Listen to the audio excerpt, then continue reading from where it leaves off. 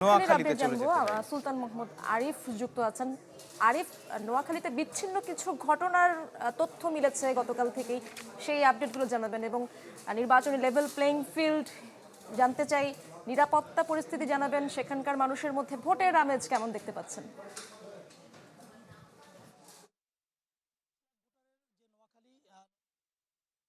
Voter তাদের আজকে বহুল প্রত্যাশিত যে ভোটের যে বিষয়টি সেটি তারা দিচ্ছেন এবং এই মুহূর্তে আমি নোয়াখালী জেলা স্কুলে রয়েছে, এখান থেকে কিছুক্ষণের মধ্যে সরঞ্জামাদি পাঠানোর যে প্রক্রিয়া সেটি কিন্তু চলছে এবং দেখতে পাচ্ছেন এখানে আনসার সদস্য সহ আইনশৃঙ্খলা বাহিনীর অন্যান্য সদস্য যারা তারা এখানে উপস্থিত রয়েছেন এবং এখান থেকে যে নোয়াখালীর যে 6টি আসন, সেই 6 আসনে আগামীকালকে যে নির্বাচন, সেই নির্বাচন কেন্দ্রের যে সরঞ্জামাদি রয়েছে সেগুলো পাঠানোর যে কার্যক্রম সেটি চলছে।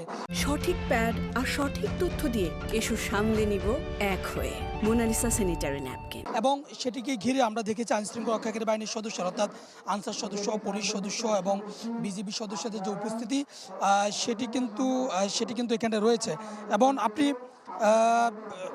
এখানকার আইনশৃঙ্খলা পরিস্থিতি যদি আমি বলি, এখানকার বলা যায় যে নির্বাচন ঘিরে যে সর্বোচ্চ নিরাপত্তার যে বিষয়টি আপনি জানতে চেয়েছেন, এখানে নোয়াখালী 6টি আসন, 6 আসনেই কিন্তু নিরাপত্তার ব্যবস্থা ভালো করে নেওয়া হয়েছে এবং জেলার 6টি সংসদীয় আসনের 875টি ভোট কেন্দ্রে 7 বাহিনীর 16,379 জন সদস্য ইতিমধ্যে মোতায়েন রয়েছে। এর মধ্যে সেনাবাহিনীর সদস্য রয়েছে 700 এবং বিজিবি রয়েছে 250 এবং পুলিশ রয়েছে 2650 জন।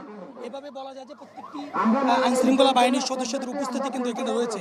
এর বাইরে আপনি যে বিশৃঙ্খল পরিস্থিতির কথা জানতে চেয়েছেন, গতকালকে নোয়াখালী অর্থাৎ 6 আসনে অভিযোগ উঠেছে, সেখানকার একজন প্রার্থী অভিযোগ দিয়েছেন তার নির্বাচনী আসনে অন্য দলের যে প্রার্থীরা রয়েছেন, কর্মীরা রয়েছেন, তারা হামলা করেছেন, এই ধরনের অভিযোগ তুলেছেন এবং অভিযোগ অনুযায়ী যা কিছু থাক না কেন এখন পর্যন্ত আসলে অন্যান্য আসন সহ বাদবাকি যে আসনগুলো রয়েছে সেই আসনে বড় ধরনের কোনো বিশৃঙ্খল পরিস্থিতি তৈরি হয়নি এবং যে আসনের সরঞ্জামাদিগুলো রয়েছে সেগুলো পাঠানোর যে কার্যক্রম নোয়াখালী জেলা স্কুল থেকে সেটি কিন্তু চলছে।